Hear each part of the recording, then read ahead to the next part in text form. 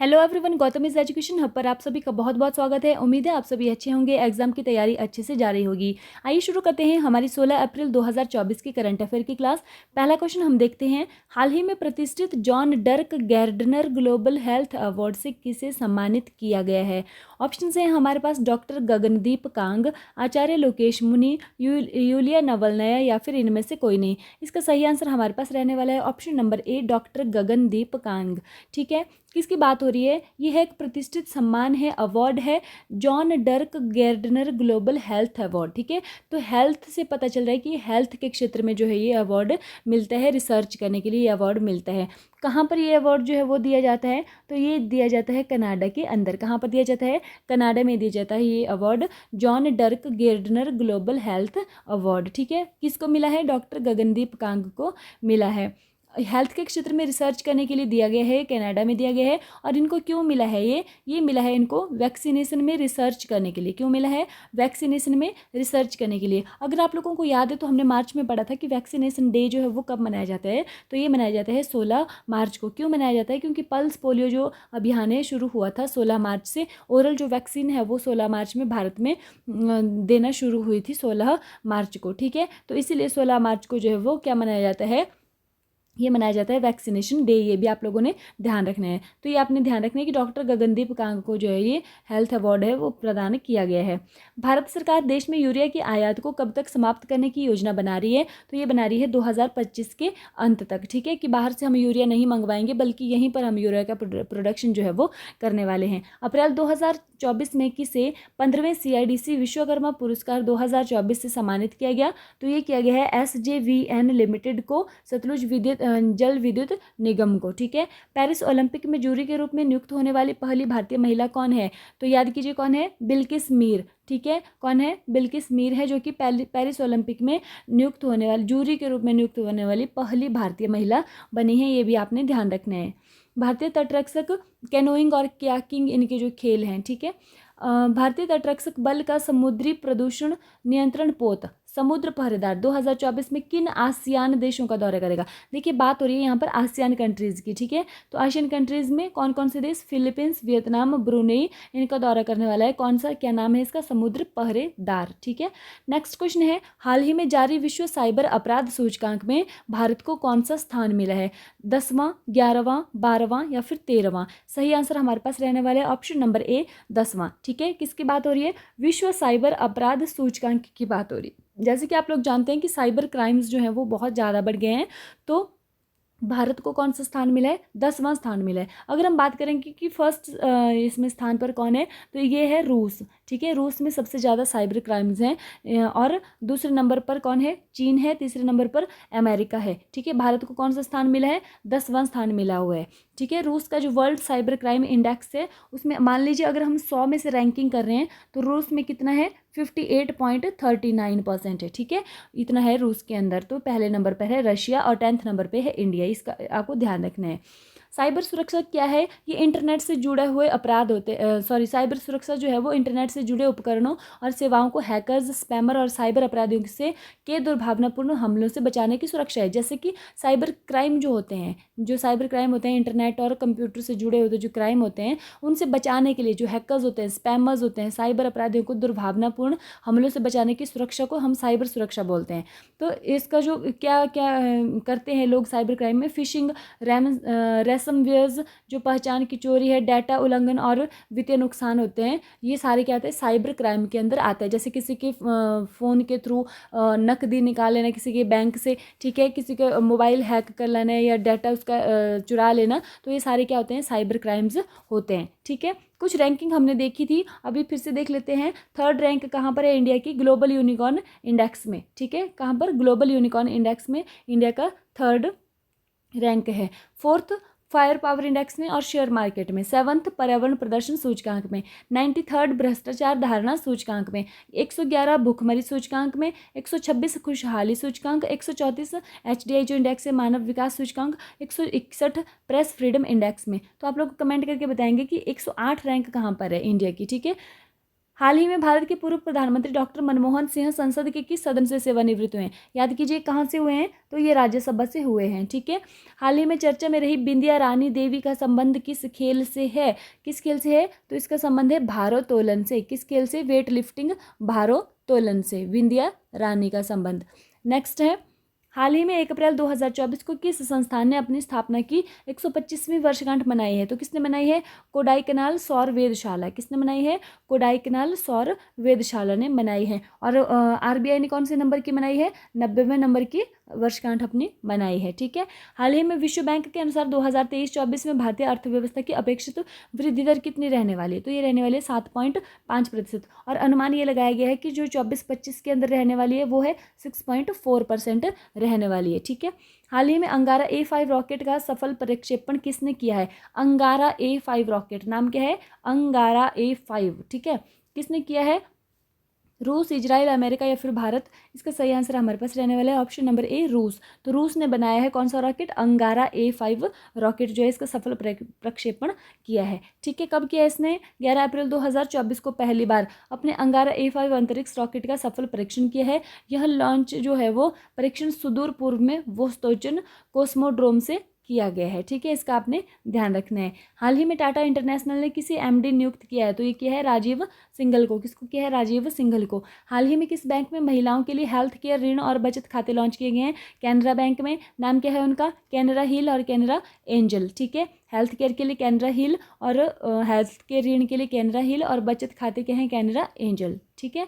हाल ही में मिस्र के राष्ट्रपति के रूप में तीसरी बार किसने शपथ ली है? अब्दुल फतह अल सीसी ने ली है। ये अब तो आपको याद हो गया होगा। हाल ही में 56वें राष्ट्रीय खो खो चैंपियनशिप 2023-24 में कौन चैंपियन बना है? तो कौन बना है? ये बना है महाराष्ट्र। कौन बना है? महाराष्ट्र बना है। भारतीय सेवा संयुक्त सैन्य अभ्यास डस्ट लीक किसके द्वारा साथ प्रारंभ करेगी? ठीक है। ये क्या है? ये संयुक्त सैन्य अभ्यास है जिसका नाम क्या है? डस्ट लीक है। क्या नाम है इसका? Dust leak. ठीक है। उज्बेकिस्तान, रूस, कजाकिस्तान या फिर अजरबैजान? इसका सही आंसर हमारे पास रहने वाला है ऑप्शन नंबर ए, उज्बेकिस्तान। ठीक है। ये जो डस्ट लीक अभ्यास है ये किसके बीच में होता है? ये होता है भारत और उज्बेकिस्तान के बीच में डस्ट लीक अभ्यास होता है। ठीक है। तो इस बार कौन से नंबर का हो रहा है? ये हो रहा है 5वें नंबर का संस्करण है इस अभ्यास का ये। ठीक है। हो कहाँ पर रहा है? ये भारत में नहीं हो रहा है बल्कि उज्बेकिस्तान के अंदर हो रहा है। वहाँ का टर्मेल जिला है उसके अंदर ये हो रहा है। तो ये भी आप लोगों को ध्यान रखना है। भारत की ओर से किसने भाग लिया है? तो ये लिया है गढ़वाल राइफल ने भाग लिया है उत्तराखंड की। 5वां संस्करण हो रहा है और 15 से 28 अप्रैल के बीच में ये जो है वो होने वाला है। कुछ और युद्धाभ्यास देख लेते हैं। संप्रीति युद्धाभ्यास किसके बीच में होते हैं? भारत और बांग्लादेश के बीच में। मित्र शक्ति भारत और श्रीलंका के बीच में। मैत्री व्यायाम भारत और थाईलैंड के बीच में। वज्र प्रहार भारत और संयुक्त राज्य अमेरिका, इंडिया और यूएसए के बीच में। युद्ध अभ्यास भारत और संयुक्त राज्य अमेरिका के बीच में होता है वज्र प्रहार युद्ध अभ्यास। ठीक है। नॉर्डिक एलिफेंट ये भारत और मंगोलिया के बीच में होता है। गरुड़ शक्ति जो होता है ये भारत और इंडोनेशिया के बीच में होता है। शक्ति अकेला जो शक्ति है वो अभ्यास किसके बीच में होता है? भारत और फ्रांस के बीच में। देखिए गरुड़ शक्ति इंडोनेशिया और भारत के बीच में, और शक्ति अकेला होता है ये होता है भारत और फ्रांस के बीच में। ये भी आप लोगों ने ध्यान रखना है, एग्जाम में कई बार पूछ लेते हैं। हाल ही में माई CGHS iOS ऐप किस मंत्रालय द्वारा लॉन्च किया गया? तो ये किया गया है केंद्रीय स्वास्थ्य मंत्रालय के द्वारा। हाल ही में किस क्षेत्र के कठिया गेहूं को GI टैग मिला है? बुंदेलखंड के। भारत ने 2024-25 में बिना किसी प्रतिबंध के किस देश को आवश्यक वस्तुओं के निर्यात की अनुमति दी है? तो ये दी है मालदीव। न्यायिक सक्रियता और न्यायिक अतिरेक के बीच में अंतर बताने वाले पूर्व मुख्य न्यायाधीश कौन बने हैं? रंजन गोगोई बने हैं। वैश्विक व्यापार आउटलुक और सांख्यिकी रिपोर्ट 2023 किसने जारी की है? WTO, ILO, UNO या फिर इनमें से कोई नहीं। सही आंसर हमारे पास रहने वाला ऑप्शन नंबर ए, WTO। ठीक है। जैसे कि यहाँ पर नाम से ही पता चल रहा है व्यापार आउटलुक है। ठीक है। ट्रेड की बात हो रही है, वर्ल्ड ट्रेड आउटलुक। ठीक है। तो इसमें WTO ने जारी की है, वर्ल्ड ट्रेड ऑर्गेनाइजेशन ने इसको जारी किया है। WTO की फुल फॉर्म क्या है? World Trade Organization. ठीक है। तो इसमें क्या बताया गया है कि ट्रेड के बारे में बात की गई है।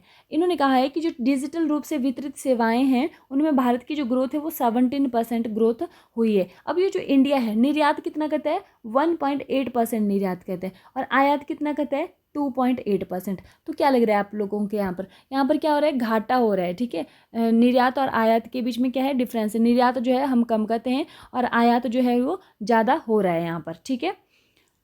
तो WTO का जो पहले का नाम था उसका नाम था GATT, ठीक है। क्या नाम था? पहले इस संस्था का नाम था GATT।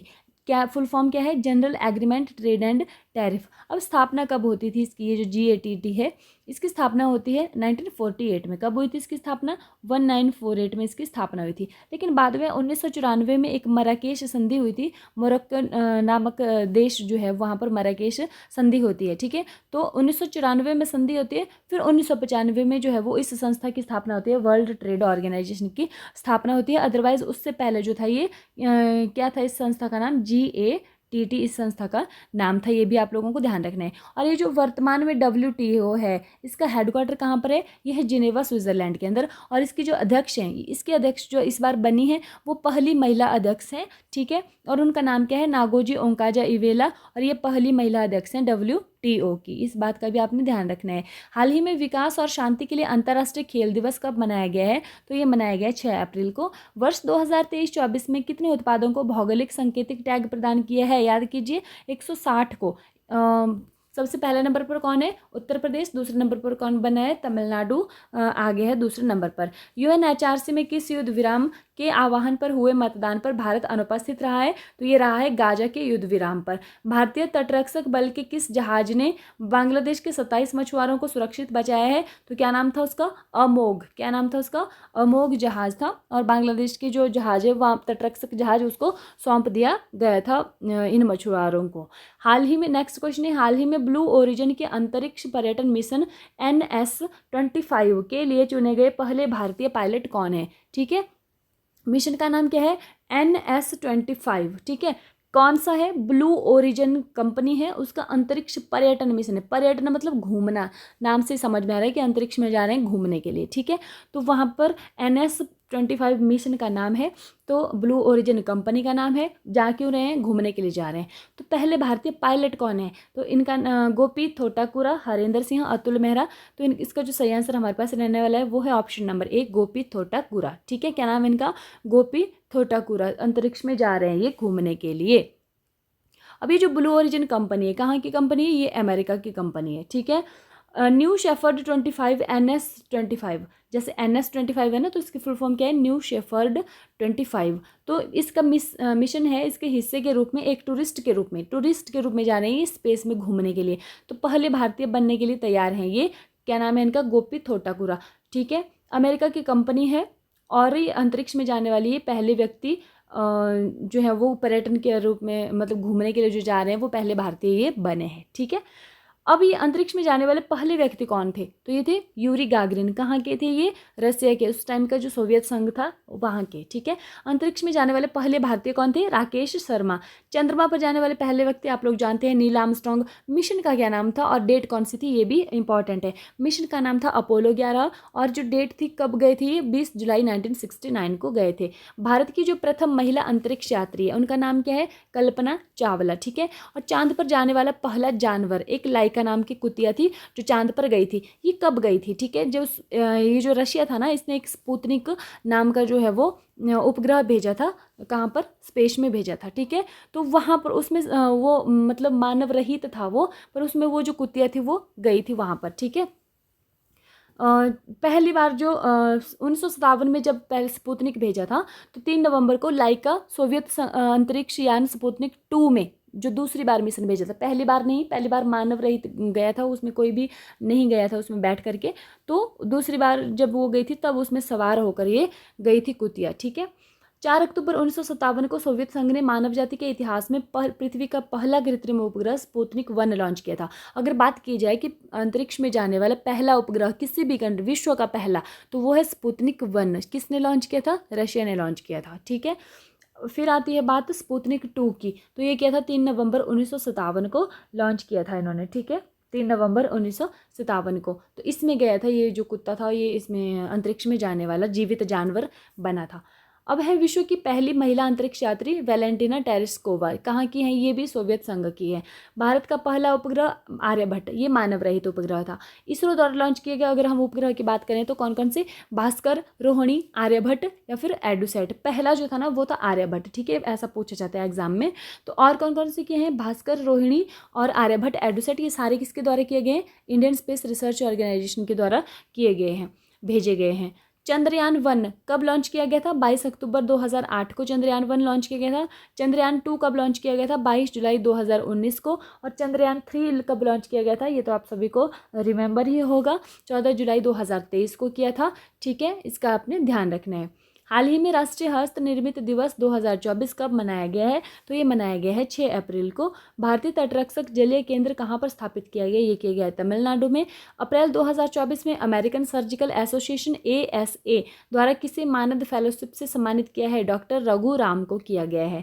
हाल ही में चुनाव संबंधी जानकारी के लिए वेबसाइट बूथ राबता किस राज्य में की गई? ये की गई है पंजाब में की गई है। हाल ही में नेक्स्ट क्वेश्चन देखते हैं। हाल ही में T20 अंतर्राष्ट्रीय मैच में एक ओवर में 6 छक्के लगाने वाले दुनिया के तीसरे खिलाड़ी कौन बने हैं? दीपेंद्र सिंह, विराट कोहली, रोहित शर्मा, युवराज सिंह। इसका सही आंसर हमारे पास रहने वाला है दीपेंद्र सिंह। ठीक है, क्या नाम है इनका? दीपेंद्र सिंह। क्या किया है इन्होंने? एक ओवर में 6 छक्के, जबकि एक ओवर में 6 बॉल होती है, इसका मतलब है कि 6 की 6 बॉल पर इन्होंने छक्के लगाए हैं। ठीक है, तो दुनिया के तीसरे नंबर के, पहले नहीं बने हैं, तीसरे नंबर के खिलाड़ी बने हैं किसी T20 अंतर्राष्ट्रीय मैच में 6 छक्के लगाने वाले एक ओवर में। ठीक है, अगर बात करें पहला और दूसरे कौन बने हैं? युवराज सिंह बन चुके हैं और पोलार्ड। ये जो पोलार्ड है ये कहाँ के हैं? वेस्ट इंडीज के हैं। युवराज सिंह आप लोग जानते हैं ये इंडिया के हैं। ठीक है, अभी तीसरे नंबर पर बन गए हैं दीपेंद्र सिंह, और ये कहाँ के रहने वाले हैं? नेपाल के। ठीक है, अगर बात करें, ये थी T20 की बात। ठीक है, किसकी बात थी? अंतर्राष्ट्रीय T20 मैच की बात थी। अगर हम बात करें वनडे के, अगर ऐसे किसने छक्के लगाए हैं एक ओवर में, तो वो लगाए हैं हर्षल गिब्स ने। किसने लगाए हैं? Herschelle Gibbs. अगर हम पूछें कि क्रिकेट को ओलंपिक में कब शामिल किया जाएगा, तो हमने पढ़ा है कब किया जाएगा? 2028 में किया जाएगा। जबकि कौन से नंबर के ओलंपिक होने वाले हैं उस टाइम पे? 34 नंबर के, 34वें नंबर के ओलंपिक होंगे। और कहाँ पर होंगे? लॉस एंजलिस अमेरिका के अंदर होने वाले हैं। तो वहाँ पर इस बार के ओलंपिक 33 नंबर के ओलंपिक हैं, कहाँ पर होने वाले हैं? पेरिस में होने वाले हैं। ठीक है, ये भी आप लोगों को ध्यान रखना है। हाल ही में विश्व स्वास्थ्य दिवस कब मनाया गया है? तो ये कब मनाया गया है? ये मनाया गया है 7 अप्रैल को। कब मनाया गया है? 7 अप्रैल को मनाया गया है। विश्व के सबसे बड़े डिजिटल कैमरे का नाम क्या है? LSST camera, legacy survey of space and time. क्या नाम है इसका? Legacy survey of space and time. America का है, अमेरिका। और ये कहाँ पर स्थापित किया जा रहा है? ये चिली देश में स्थापित किया जाएगा। ठीक है, वेधशाला है वहाँ पर, तो वहाँ पर इसको स्थापित किया जाएगा चिली के अंदर। 2024 कजाकिस्तान अंतर्राष्ट्रीय चैलेंज में महिला एकल बैडमिंटन का खिताब किसने जीता है? अनुपमा उपाध्याय भारतीय हैं ये। ठीक है, हाल ही में किन देशों ने AI सुरक्षा परीक्षण समझौते पर हस्ताक्षर किए? तो ये किए हैं USA और UK ने, ब्रिटेन और अमेरिका ने। हाल ही में सैकड़ों हवाई ड्रोन और मिसाइल से इजराइल पर किसने हमला किया है? ठीक है, सैकड़ों हवाई ड्रोन और मिसाइल से लगभग 331 के करीब। ठीक है, किसने हमला किया है? तो इजराइल पे किसने किया है? ईरान ने। जैसा कि आप लोग जानते हैं कि इजराइल और ईरान के बीच में ये युद्ध का जो है वो माहौल बन रहा है धीरे धीरे। तो किसने किया है? ये ईरान ने किया है। ये एक दूसरे से बदला लेने की फिराक में है। अभी पीछे इजराइल ने हमला किया था, तो अभी ईरान ने कर दिया है। तो अभी फिर से क्या करेगा? इजराइल करने वाला है। भविष्य ऊर्जा शिखर सम्मेलन की मेजबानी कौन सा देश करेगा? तो ये करेगा संयुक्त अरब अमीरात, UAE। ठीक है, यूनाइटेड अरब अमीरात। हाल ही में 5200 वर्ष पुरानी हड़प्पा बस्ती की खोज कहाँ पर की गई है? तो ये की गई है गुजरात में। हाल ही में स्लोवाकिया का राष्ट्रपति चुनाव किसने जीता है? तो ये जीता है पीटर पेलेग्रिनी ने। इकोनॉमिस्ट इंटेलिजेंस यूनिट की बिजनेस एनवायरनमेंट रैंकिंग 2024 में शीर्ष स्थान किसे मिला है? तो ये मिला है सिंगापुर को। व्यापार के लिए, जो बिजनेस के लिए जो सूटेबल एनवायरनमेंट है, उसमें सबसे पहले स्थान पर कौन है? सिंगापुर है। ठीक है, अगर हम बात करें कि ये जो इजराइल और ईरान की जो बात है, तो इसमें जो जब ईरान ने सैकड़ों जो है मिसाइल और उससे हमला किया था इसके ऊपर, इजराइल के ऊपर, तो इन्होंने जो आयरन डोम हमने पढ़ा है ना, आयरन डोम। ठीक है, आयरन डोम की पद्धति का किसने किया है? ये किया है इजराइल के पास है ये आयरन डोम। वायु रक्षा प्रणाली है ये आयरन डोम। तो इसने क्या किया? सारे मतलब 99% जो मिसाइल्स थे उनको वहीं पर आसमान में ही ख़त्म कर दिया था इसने, आयरन डोम पद्धति ने। ठीक है, तो टेक्नोलॉजी है ये, टेक्नोलॉजी की वजह से जो है वो ईरान जो है इसका कुछ नहीं बिगाड़ पाया है। हाल ही में पारंपरिक फसल उत्सव पुंथडू का आयोजन कहाँ हुआ है? तमिलनाडु, केरल, गोवा या फिर महाराष्ट्र? इसका सही आंसर हमारे पास है तमिलनाडु। ठीक है, फसल उत्सव है, पुंथडू नाम है, और हुआ कहाँ पर है? ये तमिलनाडु के अंदर हुआ है। फसल का त्यौहार है, जैसे कि बिहू भी फसल का त्यौहार है, कहाँ का है? ये असम का है फसल का त्यौहार। ठीक है, ओणम भी फसल का त्यौहार है। ठीक है, पोंगल ये भी फसल का त्यौहार होता है। तो इसी तरह से ये भी है तमिलनाडु का पुंथडू। ठीक है, ये यहाँ पर आयोजित हुआ है। हाल ही में विश्व आर्थिक मंच ने वर्ष 2024 की यंग ग्लोबल लीडर्स कम्युनिटी में किस भारतीय अभिनेत्री को शामिल किया गया है? तो इनका नाम है भूमि पेडनेकर। हाल ही में सीरिया में ईरानी दूतावास पर किसने हमला किया है? तो ये किया है इजराइल ने। देखिए, किया था ना इस सीरिया में ईरानी दूतावास पर हमला, इजराइल ने किया, तो अब ईरान ने क्या किया, उसका फिर जवाब दे दिया इनको उस हमले से। अब क्या करेगा, वापस से इजराइल जो है वो फिर से इसके ऊपर हमला करने वाला है, तो इसी तरह से ही चलता रहेगा। हाल ही में SCORES 2.0 का अनावरण किसने किया है? तो ये किया है सेबी ने किया है, security exchange board of India जिसको कि हम बोलते हैं।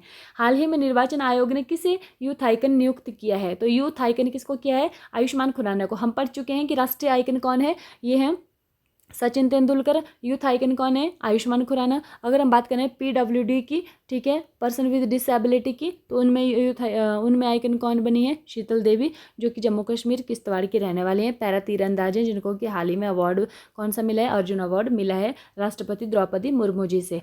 हाल ही में किस भारतीय को तीसरी बार अंतर्राष्ट्रीय नारकोटिक्स कंट्रोल बोर्ड INCB के अध्यक्ष पद के लिए नियुक्त चुना गया है?